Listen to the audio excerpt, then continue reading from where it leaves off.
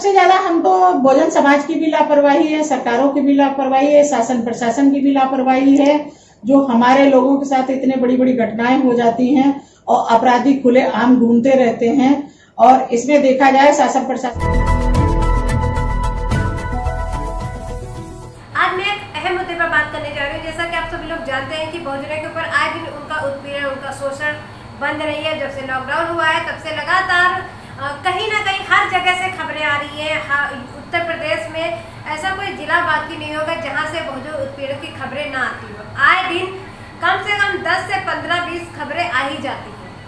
ये मैं अपने रिकॉर्ड में बता रही हूँ। वैसे तो सैकड़ों खबरें आ रही हैं लगातार बहुजनों के ऊपर उत्पीड़न और उनका शोषण, जिस तरह से उनका शोषण बढ़ गया है। तो और बहुजन समाज की जो बहन बेटियां हैं वो सुरक्षित नहीं है।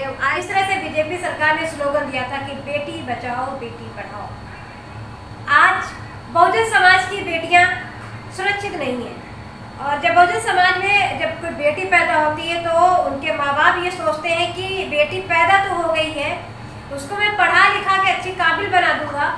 लेकिन जिस तरह से उनकी बहन बेटियां सुरक्षित नहीं है, जिस तरह से समाज में भेड़िया टाइप में बने घूम रहे हैं, उनको हैवानियत की नज़रों से उनको देखा जाता है, उनको कहीं ना कहीं शोषण हो रहा है और सुरक्षित नहीं है। तो इस तरह से माँ बाप के अंदर भी एक डर है। और जिसका जिम्मेदार आखिर कौन है? शासन प्रशासन है या क्या ऐसा है कि आखिर बहुजन समाज की बेटियों के साथ ही ऐसा क्यों अन्याय होता है? ऐसी ही एक खबर अम्बेडकर नगर जिले से आई है, जहां पर ग्राम है रामपुर सराय, थाना जहांगीरागंज। ये थाना जहांगीरागंज का मामला है, जहां पर एक 15 साल की नाबालिग बहुजन समाज की बच्ची को उसकी सहेली के बर्थडे पार्टी पर गई थी और जहां पे कम से 10 लोगों ने उसका गैंगरेप किया। उस दर्दनाक हादसे से बच्ची का मानसिक संतुलन बिगड़ गया एकदम से। और आरोपी जो थे वो मास्क पहने हुए थे, तो बच्ची ने उनका चेहरा नहीं पहचान पाई, उनके पहचान में नहीं आ पाया। और हालांकि SC/ST एक्ट भी लगा हुआ है और कई सारी धाराएं लगने के बावजूद भी आरोपी फरार है। 2 आरोपी गिरफ्तार हुए हैं। जब SC/ST एक्ट लगा हुआ है तो आरोपियों को गिरफ्तारी क्यों नहीं की गई? इसका जिम्मेदार कौन है? पुलिस प्रशासन। क्यों खामोश है पुलिस प्रशासन? एक बच्ची की आबरू लूट गई है। एक बच्ची बदहवास हालत में, उसकी कंडीशन इतनी बुरी है, अस्पताल में एडमिट है। वो 10 तारीख की घटना है और 15 तारीख को इसकी जांच होती है। 15 तारीख को उसकी विवेचना के लिए बोला जाता है, किया जाता है। तो ये बताइए कहाँ तक वाजिब है? उस बच्ची के दिल से पूछिए जिसके साथ ये बुरा हादसा हुआ है, इतना दर्दनाक हादसा, और उन माँ बाप से पूछिए क्या हालत होगी उनकी। पूरा घटना का मामला क्या है मैं आपको बताती हूँ। जिला अम्बेडकर नगर के ग्राम रामपुर सराय, थाना जहांगीरागंज का है, जहां पर अनुसूचित जाति के व्यक्ति गणेश की बहन राधिका, जिसकी उम्र मात्र 15 साल है, अभी वो नाबालिग है, 10 जून 2020 को वह अपनी सहेली पूजा के घर जन्मदिन की पार्टी में गई थी। पूजा का घर नीलकंठ सराय में है। राधिका रात भर पूजा के घर पर रुकी थी। दूसरे दिन पूजा राधिका को लेकर उसके घर छोड़कर तुरंत वापस चली जाती है। राधिका घर पहुंची तो उसकी हालत काफ़ी गंभीर थी और उसकी मनोदशा भी शोचनीय थी। परिजनों के काफ़ी पूछने के बाद राधिका ने बताया कि उसके साथ कई लोगों ने मिलकर दुष्कर्म किया है, गैंगरेप किया है उसका।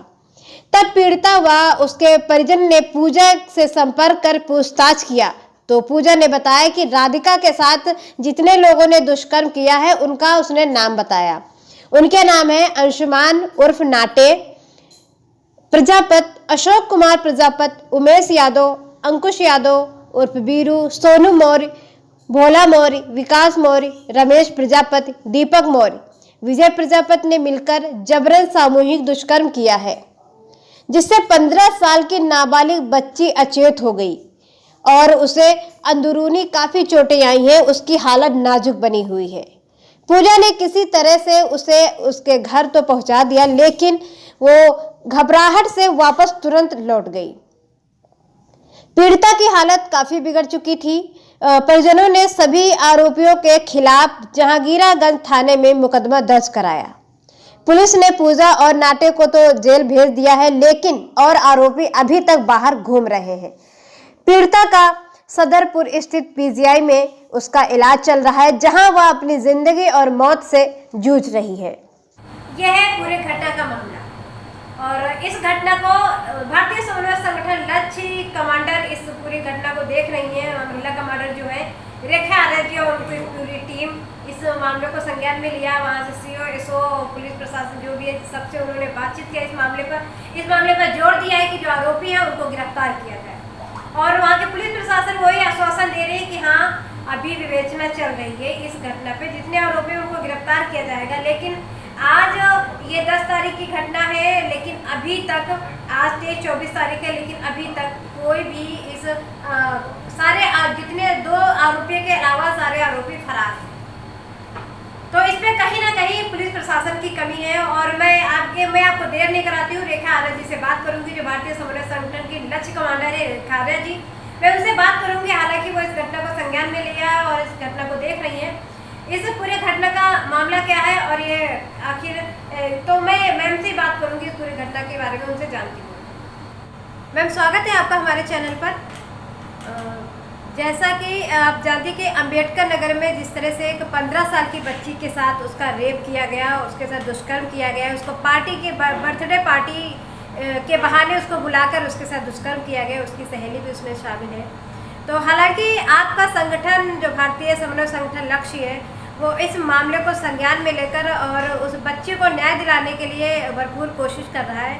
और आप वहाँ पे गई घटना स्थल पर और ये बताएं कि आप इस पूरे मामले का जो पूरी घटना की डिटेल है वो बताएं और ये बताएं कि अभी तक इसमें कितने आरोपी गिरफ्तार हुए हैं और कितने नहीं। पहले इस पूरे घटना का मामला बताएं, आप क्या है आगे। जी शालिनी जी, पहले तो आपका बहुत बहुत धन्यवाद। और मैं रेखा आर्य लक्ष्य कमांडर लखनऊ से, भारतीय समन्वय संगठन लक्ष्य। जब इस घटना के बारे में संज्ञान में बात आई संगठन के, तो हमारा संगठन पूरी तरीके से लग गया।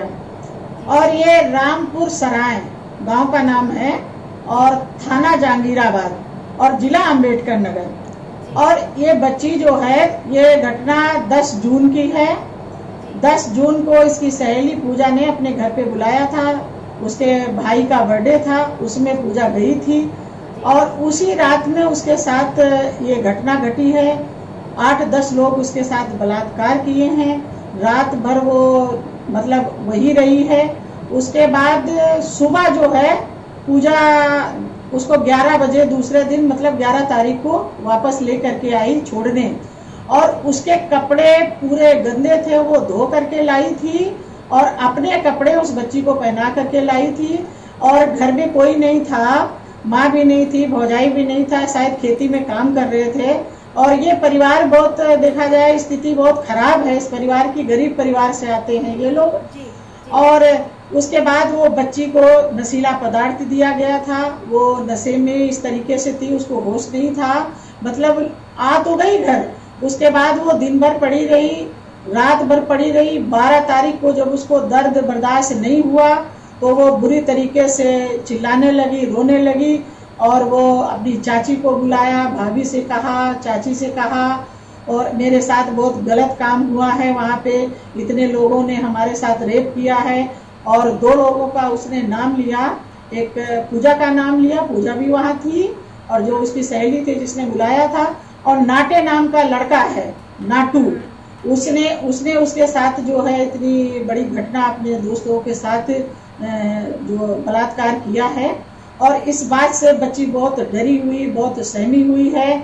जब वहाँ पे लोग इकट्ठा हुए 12 तारीख को, तो उन लोगों ने 112 बुलाई, उसमें पुलिस आई। तो वो चौकी से पुलिस आई थी, वहाँ पे कुछ पूछ जांच हुई, उस बच्ची की स्थिति बहुत खराब थी। तो उसके बाद उन्होंने शायद एप्लीकेशन ले लिया और उसके बाद वो बच्ची जो है सिविल हॉस्पिटल में ले जाई गई। वहाँ पे उसका जो ट्रीटमेंट हुआ, इंजेक्शन वगैरह लगे, उसके टाँके लगे। उसके बाद बच्ची की स्थिति बहुत खराब थी, तो उसको जो है वहाँ के अंबेडकर नगर के मेडिकल कॉलेज में रिफर कर दिया गया और इसकी FIR 15 तारीख को लिखी गई। जो पुलिस की कार्रवाई वो 15 तारीख से शुरू हुई है। उसके बाद जब से हमारे संज्ञान में ये बात आई, तब से पूरा संगठन हमारा लगा हुआ, पूरी टीम लगी हुई है हमारी इस घटना में जो सीओ से बात हुई है, तो सीओ ने कहा कि बच्ची बताने की स्थिति में नहीं है, उसकी जो है वो ठीक से बता नहीं पा रही है घटना स्थल। और उसमें जो नाटे नाम का लड़का और पूजा जो अरेस्ट है, तो पुलिस की ये लापरवाही है। पुलिस चाहे तो उनसे जो है पूछ सकती है दबाव डाल करके, और बाकी जो अपराधी हैं वो अरेस्ट किए जा सकते हैं, मगर पुलिस की ये लापरवाही है।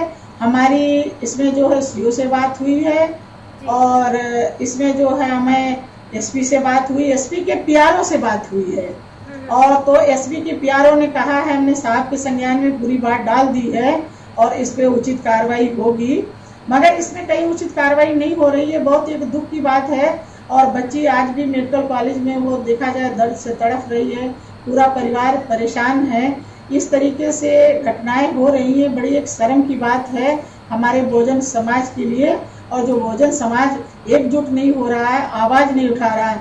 और जब भी हमारे भारतीय समन्वय संगठन के संज्ञान में ऐसी घटनाएं ऐसी पता चलता है, तो हमारी पूरी टीम लग जाती है और बच्चियों को इंसाफ दिलाने के लिए हम लोग रात दिन लगे हुए हैं। और ये राधिका नाम है, बच्ची का राधिका नाम है। और इस बच्ची को जब तक इंसाफ नहीं मिल जाता है, तब तक हमारी पूरी टीम लगी रहेगी। आपके बच्ची के माता पिता से बात हुई, उनका क्या कहना है? भाभी से बात हुई है, उसकी चाची से बात हुई है, और जो उसके भाई गणेश हैं उनसे हमारी बात हो रही है। मौसी के लड़के राजू हैं, उनसे हमारी बात हो रही है कंटिन्यू, और वो लोग बात बता रहे हैं। उसकी भाभी ने बताया कि उसके जो है टाँके भी आए हुए हैं, रोज उसका दर्द का इंजेक्शन दिया जा रहा है, और बच्ची की स्थिति अभी बहुत नाजुक बनी हुई है। और सरकार को इसमें संज्ञान में लेना चाहिए। शासन प्रशासन की बहुत बड़ी लापरवाही है। और जो रेप करने वाले बच्चे थे, लड़के थे, तो वो मुंह पे कपड़ा बांध रखे थे, मतलब कपड़ा बांध रखे थे, इसलिए वो पहचान करने में उसको दिक्कत आ रही, वो नहीं पहचान पाएगी। और लड़की को जो है नशीला पदार्थ दे करके उसके साथ रेप किया गया है, तो बच्ची पूरी तरीके से होश में नहीं थी।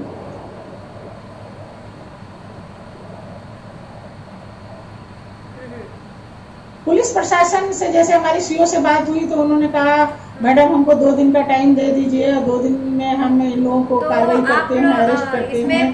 तो उसमें उस परिवार के लोगों को उठा करके लाए थे 3 परिवार से, मगर अभी तक दोषी जो है 2 ही लोग जेल के अंदर हैं। वो पूजा नाम की लड़की, जो पूजा है जिसने बुलाया था राधिका को, और इसमें जो है नाटे नाम का लड़का है वो अरेस्ट है। बाकी अपराधी अभी घूम रहे हैं, अभी नहीं अरेस्ट हैं। तो आपको क्या लगता है कि लगातार जिस तरह से बहुजन समाज की, आखिर बहुजन समाज की ही बहन बेटियों के साथ ऐसा दुर्व्यवहार, उनके साथ उनका उत्पीड़न, और जिस तरह से उनका उत्पीड़न बढ़ रहा है, और आखिर बहुजन समाज की बेटियां ही क्यों इनके बलि का बकरा बनती है, इनको क्यों आखिर इन्हीं की भेंट क्यों चढ़ जाती है? क्या कहेंगे इस पे आप? अब बहुजन समाज की बच्चियों के साथ रेप हो रहे हैं, इस तरीके से इतनी घटनाएं हो रही हैं। और देखा जाए बहुजन समाज के पूरे परिवारों के साथ इतनी बड़ी घटना, और जो इस बच्ची के साथ हुई है बड़ी शर्मनाक घटना है। ये देखा जाए तो बहुत ही दुख की बात है। 15 साल की बच्ची है, नाबालिग बच्ची है। इसमें देखा जाए 376 भी लगी है, पास्को एक्ट भी लगा है, और SC/ST भी लगा है, मगर अभी तक इसमें कोई कार्रवाई उचित देखा जाए। 2 जो अरेस्ट, आपने कहा SC/ST एक्ट भी लगा हुआ, तो जब SC/ST एक्ट लगा हुआ है तो अभी तक आरोपियों की गिरफ्तारी क्यों नहीं हुई है? इस पर कोई सवाल खड़ा किया आपकी तरफ से? हाँ, खड़ा किया गया भी। इसमें जो है अभी तक क्यों नहीं अरेस्ट किए गए हैं? अभी जो है देखा जाए अपराधी खुले आम घूम रहे हैं। जब जो अपराध करने वाला एक लड़का अरेस्ट है और पूजा नाम की लड़की अरेस्ट है, इन पे चाहे तो पुलिस जो है प्रेशर बना करके और जितने भी अपराधी हैं उनको अरेस्ट करके जेल भेज सकती है, मगर इसमें पुलिस की लापरवाही है। आपको क्या लगता है जिस तरह से, क्योंकि भाजपा सरकार है, सेंट्रल गवर्नमेंट में भी भाजपा सरकार है और उत्तर प्रदेश में भी भाजपा सरकार है, तो ये कहीं ना कहीं शासन प्रशासन की कमी एक तरह से है। और जिस तरह से भाजपा सरकार एक स्लोगन दिया था कि बेटी बचाओ बेटी पढ़ाओ का, तो आपको क्या लगता है कि जिस तरह से आए दिन बेटियों के साथ अत्याचार, उनका उत्पीड़न, उनका शोषण हो रहा है, तो आपको क्या लगता है क्या बेटियां बचेंगी इससे? उनका स्लोगन किस हद तक कामयाब है? शालिनी जी, इसमें तो हमें लग रहा है कि जो नारा दिया गया है ये कहीं भी देखा जाए बच्चियों की सुरक्षा के लिए नहीं है। बेटियों के साथ बेटियां घर में भी सुरक्षित नहीं है, वो बाहर निकलती हैं, बाहर भी नहीं सुरक्षित हैं। आए दिन उनके साथ अत्याचार बलात्कार हो रहे हैं। और जो सरकारें नारा दे रही हैं कि बेटी बचाओ बेटी पढ़ाओ, मगर ऐसा नहीं है। ये बहुत एक दुख की बात है। हमारी बेटियां, हमारा पूरा बहुजन समाज देखा जाए सुरक्षित नहीं है। ये सरकार की भी लापरवाही है। बहुत शुक्रिया रेखा आर्या जी हमसे जुड़ने के लिए और इस घटना को संज्ञान में लिया। और आपका संगठन जो है इस घटना को क्या, हर बहुजन समाज में जितनी भी घटनाएं होती हैं, जितने भी उत्पीड़न होते हैं, उस पर आपका संगठन जिस भी माध्यम से जैसे भी होता है आप उस पर आवाज़ उठाती हैं अपनी। आप उन बहुजनों की आवाज़ बनी हुई है, आपका संगठन बना हुआ है। आपने इस दर्दनाक घटना की जानकारी हम तक दी और उनको न्याय दिलाने के लिए जिस तरह से आपका संगठन आगे काम कर रहा है। तो इस पर एक सवाल ये रहेगा कि आपको क्या लगता है कि बहुजन समाज का आपका एक महिलाओं का ऐसा संगठन है जो एक महिलाएं एक आगे चल के और हर बहुजन समाज के लिए आप आवाज़ उठा रही हैं। आपको क्या लगता है जिस तरह से बहुजन समाज में बहुत से लाखों संगठन बने हुए हैं, लेकिन जब भी बात तो बड़ी बड़ी करते हैं, लेकिन जब भी बहुजनों के उत्पीड़न या उनको न्याय दिलाने की बात आती है तो कहीं ना कहीं वो पीछे हट जाते हैं। तो आपको क्या लगता है कि इसमें सबसे ज़्यादा इसका जिम्मेदार कौन है? इसमें सबसे ज्यादा हमको बहुजन समाज की भी लापरवाही है, सरकारों की भी लापरवाही है, शासन प्रशासन की भी लापरवाही है।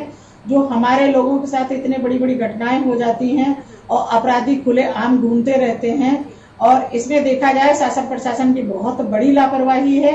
और अगर इसको सरकारें इसमें ठोस कदम उठाएं, जो इस तरीके अपराध हो रहे हैं इन अपराधों पे लगाम लगाएं और जो ऐसे अपराधी हैं वो जेल के अंदर होने चाहिए।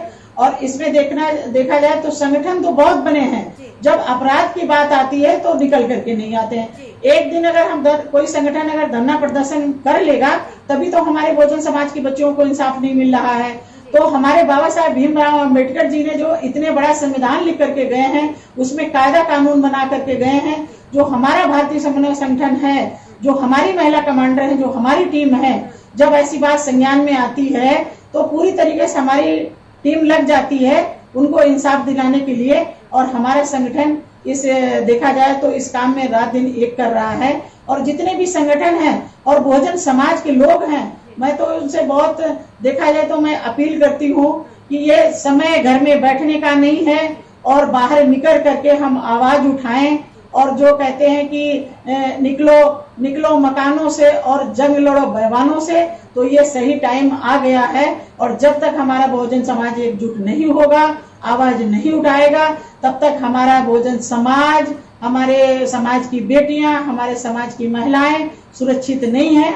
और रहा भारतीय समन्वय संगठन में, इसमें पूरे परिवार लगे हुए हैं। इसमें ऐसा नहीं है सिर्फ महिलाएं हैं, महिलाएं तो इसमें लीड कर रही हैं, मगर पति का, बच्चों का, पूरे परिवार का इसमें सपोर्ट है, तभी हम आवाज उठा पाते हैं। और पूरा हम देखते हैं कि बच्चियों को इंसाफ मिलना चाहिए। ये जो अम्बेडकर नगर की घटना है इतनी बड़ी घटना है और इस बच्ची को जब तक इंसाफ नहीं मिल जाएगा तब तक हम इसमें लगे रहेंगे। बहुत शुक्रिया आपका। आपको लक्ष्य कमांडर, जो महिला कमांडर हैं आपके संगठन की, उन सभी को दिल से सैल्यूट। आप लोग ऐसे ही लगातार बहुजनों की आवाज़ बने रहिए और हर शोषित बहुजन के लिए आप उनके लिए आवाज़ उठाती रहिए और ऐसे ही काम करती रहिए। बहुत शुक्रिया आपका रेखा आर्या जी हमसे जुड़ने के लिए और इतनी बहुत धन्यवाद शालिनी जी, बहुत धन्यवाद। जय भीम, नमो बुद्धाय। सम्यक टीवी 24 को लाइक, शेयर, सब्सक्राइब